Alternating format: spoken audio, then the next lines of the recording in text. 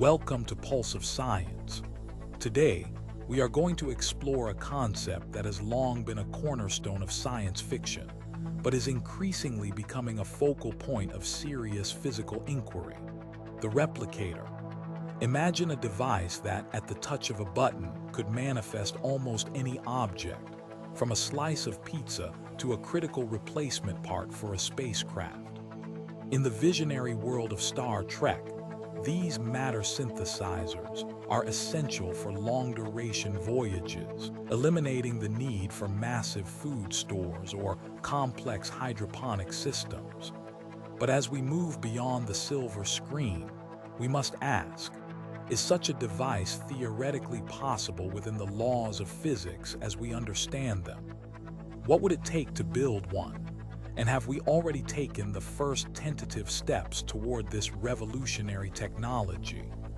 To answer these questions, we must traverse multiple scales of reality, from the macroscopic world of 3D printing to the subatomic realm, where energy and matter become indistinguishable. The replicator represents more than just a convenient kitchen appliance.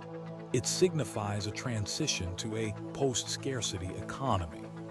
In many fictional depictions, the advent of matter synthesis eradicates poverty and resource conflict, as the basic building blocks of life become accessible to everyone. The core scientific premise is the rearrangement of matter at its most fundamental level.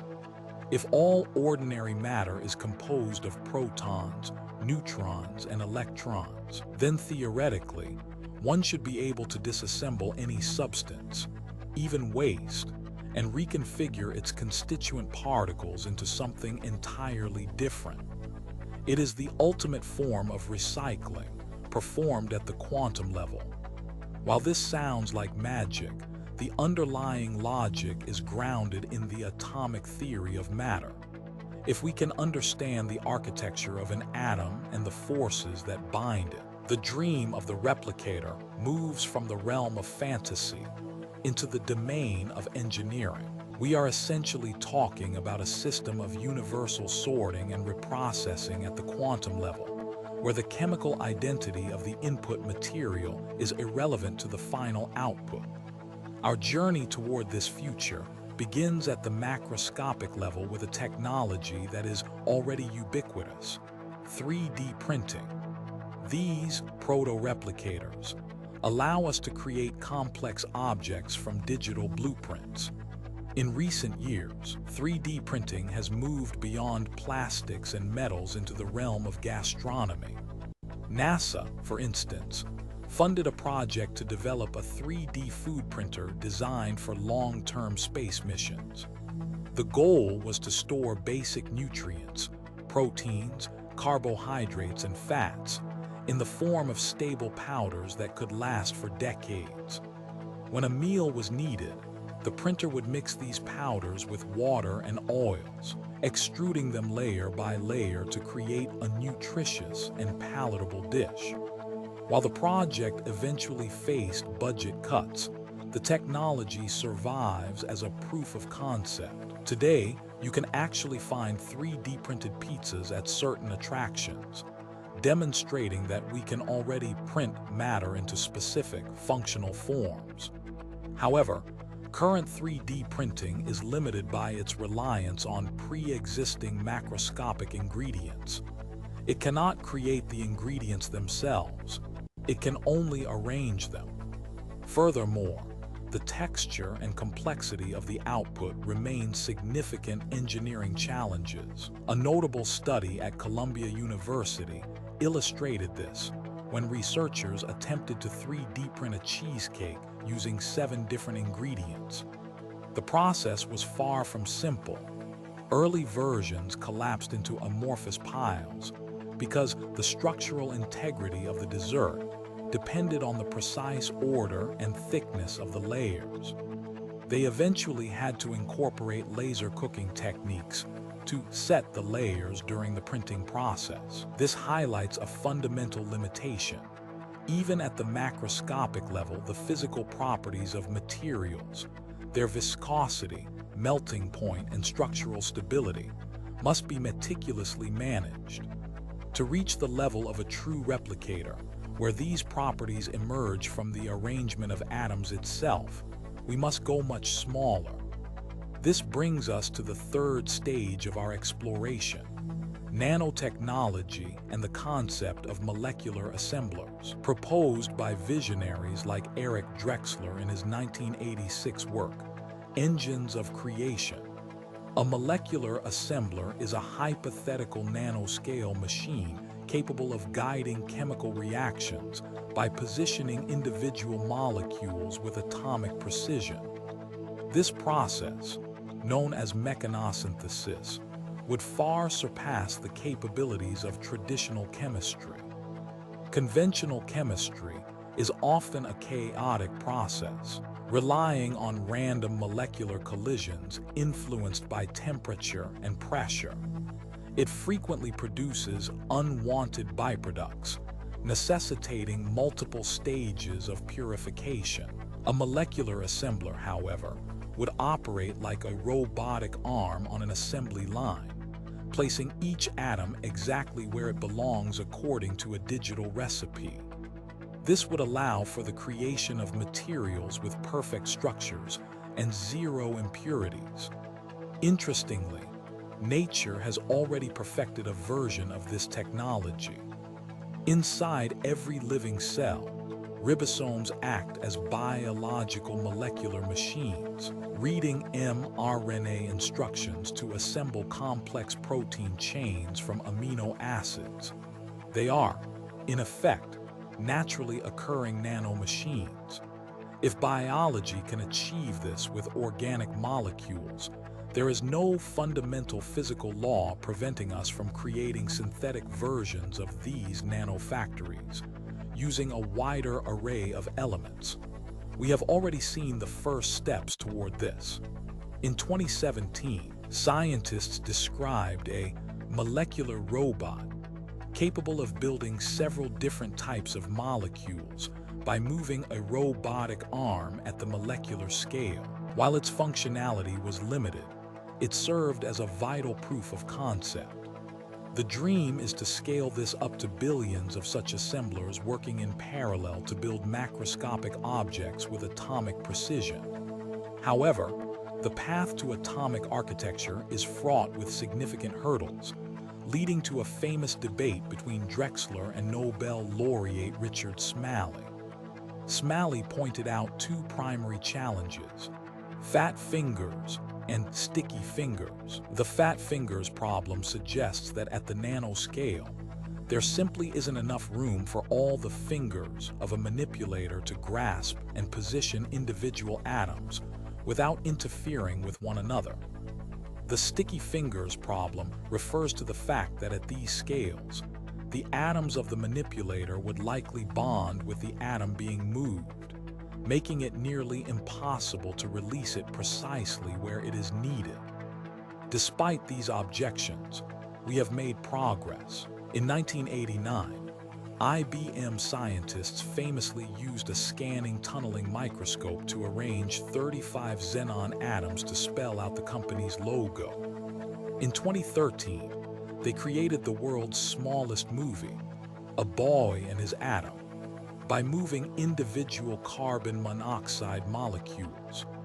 While these experiments require massive, laboratory-grade equipment and don't yet represent a functional nanobot, they prove that we can manipulate matter at the atomic level, provided we have the right tools.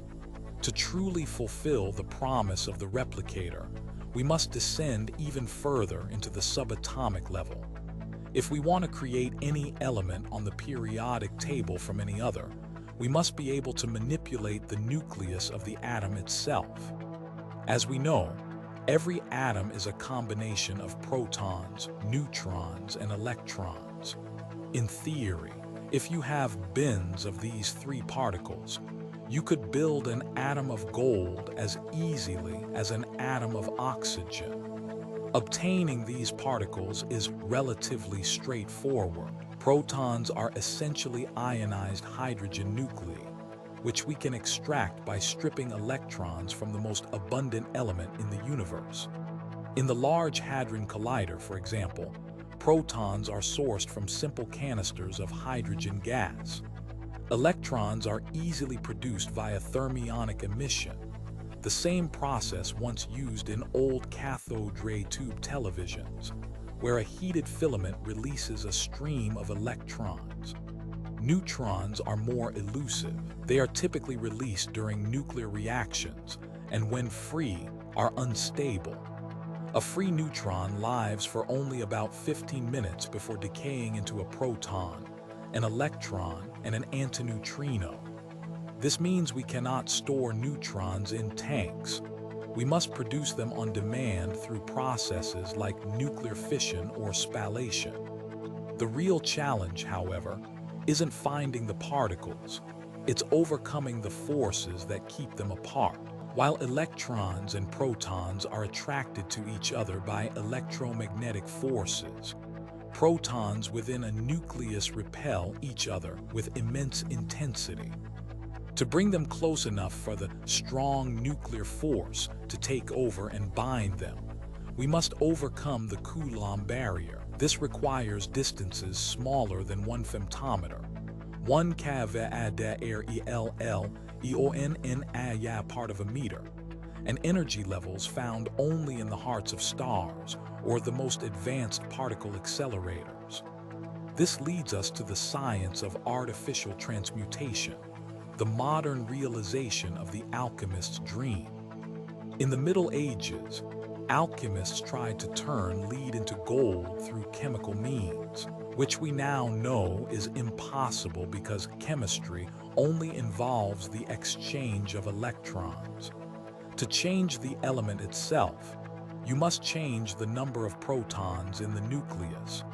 This requires nuclear physics. We already perform transmutation in several ways. Radioactive decay is a natural form of transmutation, where an unstable isotope like carbon-14 eventually turns into nitrogen-14.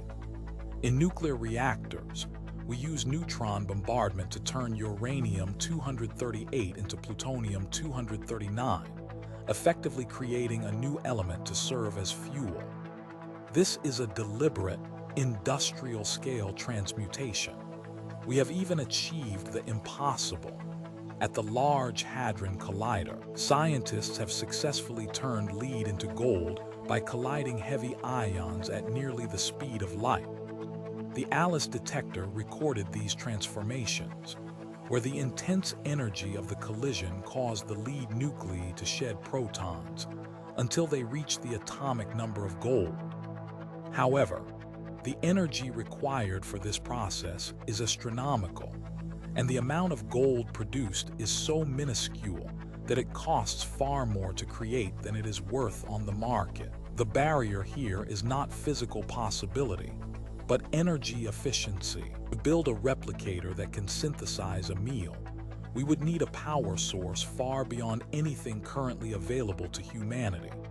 In Star Trek, this is bypassed using fictional matter-antimatter reactors.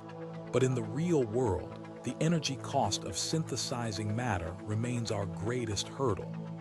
Perhaps the most exotic aspect of matter synthesis is the transformation of pure energy into matter.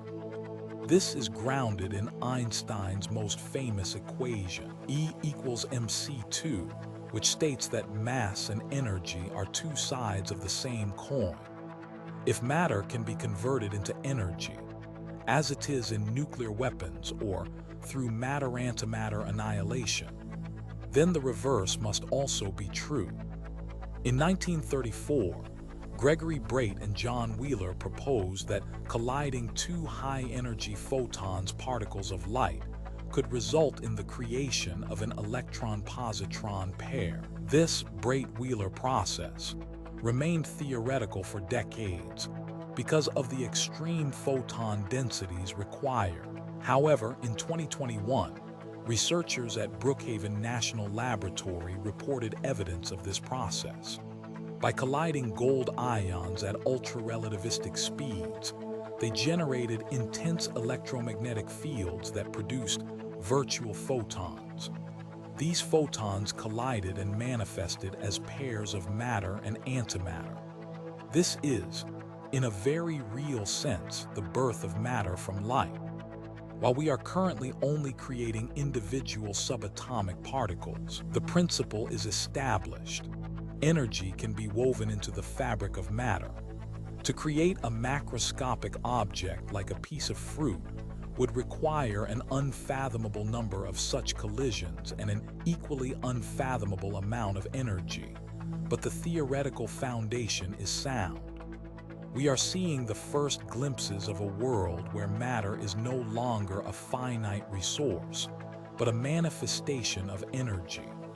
As we look to the future, the fundamental barriers to a functional replicator remain formidable. The first is the staggering energy requirement. Synthesizing even a few grams of matter from scratch requires the energy of a small nuclear power plant.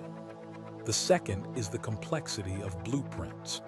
To replicate a biological object, such as a piece of fruit, we would need to map the position of every single atom and molecule with perfect precision. At this level, the Heisenberg Uncertainty Principle becomes a factor. We cannot know both the exact position and the exact momentum of a particle simultaneously. This suggests that a perfect quantum replica might be fundamentally impossible, leading to the molecular level only resolution often cited in Star Trek lore. Furthermore, replicating living organisms raises profound ethical and philosophical dilemmas. The replicator technology is closely related to transporter or teleportation technology. In the series, a person is disassembled into energy and reassembled elsewhere. This suggests that a replicator could, in theory, create a human being. But would that person be you? If your atoms are replaced and your consciousness is rebooted from a digital blueprint, the original you has been destroyed. For non-living objects, however, these concerns are moot.